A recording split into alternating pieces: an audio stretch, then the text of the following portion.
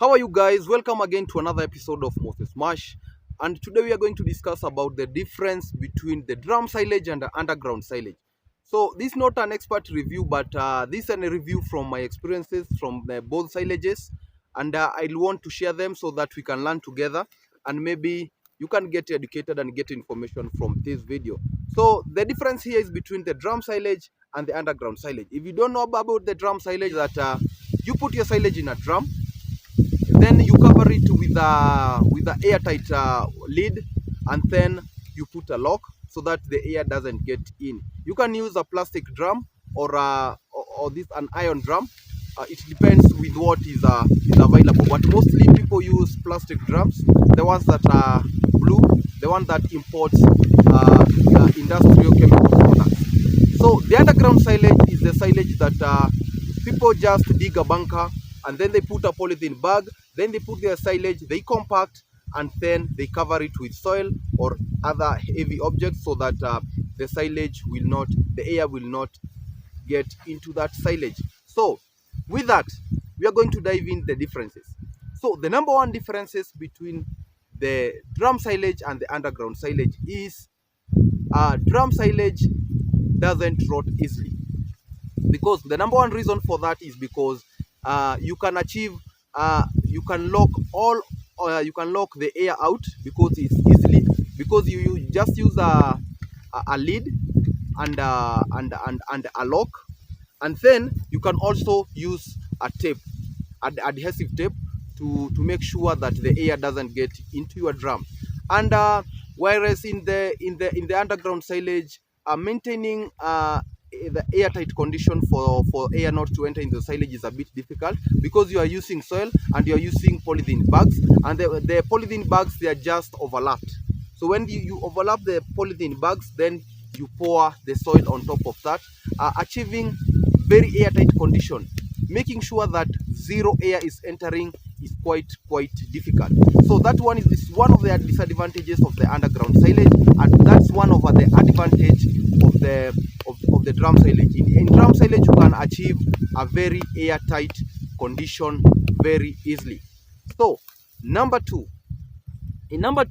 is in drum silage, it can be quite expensive making drum silage, because buying the drums is a bit expensive.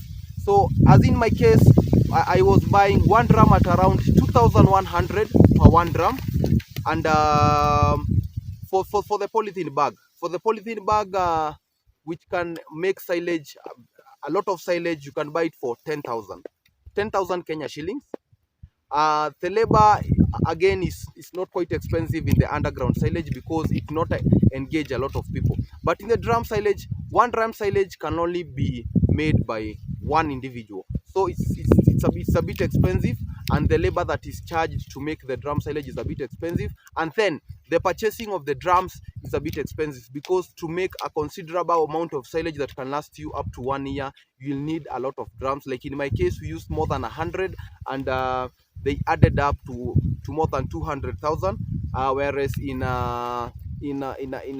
underground silage, it's a bit cheap. Though when you're buying the drum silages, yeah, the investment is only once. When you buy drum silages and you put them in a dry, cool condition and you don't expose them to sunlight, it's very nice. Another thing, for the drum silage can be done in urban areas, because people with small spaces, like people in urban settings, there are farmers who do their farming activities in the urban areas. Those areas, the one that can be used easily is the drum silage, because the drum silage can be kept in a veranda where there are small spaces. But when you are using underground silages, you have to have a big space, like maybe you have a farm, like a quarter acre